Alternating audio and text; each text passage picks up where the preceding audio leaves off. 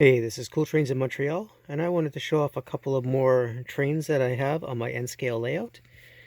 Today, I'm going to focus more on Canadian Pacific. I have a small collection of Canadian Pacific, specifically the Multimark. I really like the red and the black and the white, the way that looks, and the modern kind of feel that this has. The CP Multimark was probably the response to the Canadian CN wet noodle kind of thing. It was an attempt to modernize from that script that you would see on some of the older cars. And the Multimark is in several different colors. The red was for the locomotives. Yellow was for some cars and for cabooses, as you see. And there was a green, as you see there, for newsprint box cars, and black for the for some of the hopper cars. And yeah, they were all variants of the same kind of paint scheme. The paint scheme that you see here for the CP was lasting up until about mid 1980s, when they started to drop that, what they call the Pac-Man or the multi-mark scheme. And it's interesting to note here that the multi-mark had two different ways of doing it. They had how this locomotive here has it with below the grill, and how the GP9 has it, where they would put it larger on the grill. However, with time, the grill would probably overheat and bake off all the paint, so that's why they went to the smaller one. So interesting about these models here, I have two GP35s. I think CP, Canadian Pacific, had only two GP35s altogether. So that would make this locomotive and this other mate, both of them Atlas locomotives, they would be pretty rare on the real Canadian Pacific, but they look pretty good here. And in the middle here, I have my Atlas GP9. I have the high hood version, which I really like. The high hood version just of the GP9s or the GP7s are just like, I don't know, to me they're interesting. And I find it funny that they designed it so that it would be hiding, the cab in the middle like that. But anyway, it's very, it obstructs the view a lot in my view. But anyway, they had a reason to do it. And these ones didn't have the steam generator in the short hood like some might. So I don't know really why they did the high hood. Maybe it was for protection for the crew. I'm not really sure.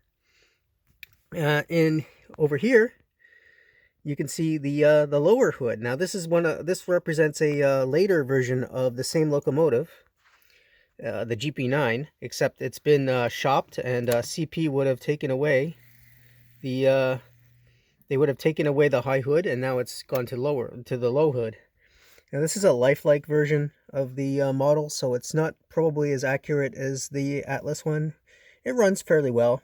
I have it paired here with an Atlas GP38 to kind of compare it.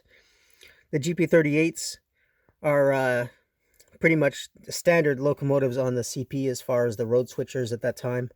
It was either the SDs or the GPs. The GPs would handle the lighter freights, mostly in the east, and the western freights would be the SD locomotives, SD40s especially, SD40s, SD40-2s, and SD38s. They might have had a few of them too, but anyway. So here I want to also show some new locomotive, some not new locomotives, but new car that I bought not long ago. So I'm just going to move this out of the way. Here I bought this TH&B, Toronto, Hamilton, and Buffalo car. Now this is a cylindrical covered hopper, and I really wanted this TH&B car and a few more TH&B cars actually, because I was building a layout that was set in Hamilton, Ontario. So I wanted the TH&B and as kind of a foil to the large Canadian Pacific and the Canadian National Fleet that I had, as a kind of like interchange railroad. So the real TH&B disappeared around 1988, I believe, 87 or 88. And it was jointly owned by the Canadian Pacific and the New York Central. So when the railroad was dissolved, a lot of their cream and red locomotives, which are really cool, they were sold off or rebuilt or whatever. So I'm still looking for a TH&B locomotive, SW9 or GP9 or GP7. If the price is right and it presents itself, I'll get one or two. I do have the TH&B caboose. This TH&B caboose is a Atlas model, along with the CP caboose that you saw earlier. So when these came out, I got two of them. They represent the kind of the short, older CP cabooses that were rebuilt from wood to steel, I guess.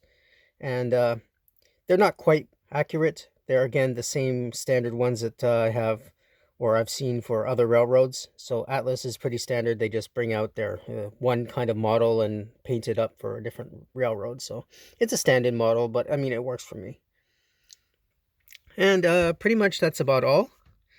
So if you like what I'm doing, please subscribe to Cool Trains in Montreal. Have a good day.